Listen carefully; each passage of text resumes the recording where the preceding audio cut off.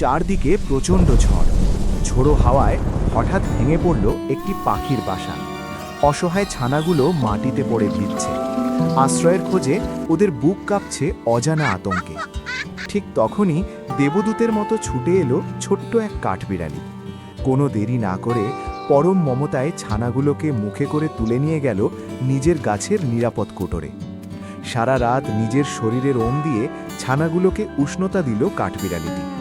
পরদিন সকালে আকাশ পরিষ্কার হতেই মা পাখি ফিরে এলো। নিজের সন্তানদের নিরাপদ দেখে কৃতজ্ঞতায় ভরে উঠল তার মন। এখন মা পাখি আর কাঠবিড়ালি পরম বন্ধু। তারা মনের সুখে একসাথে খাবার ভাগ করে নেয়। বনের বুকে গড়ে ওঠে এক অনন্য বন্ধুত্বের গল্প। মনে রাখবেন, বিপদের সময়ে যে পাশে দাঁড়ায় সেই পরম বন্ধু।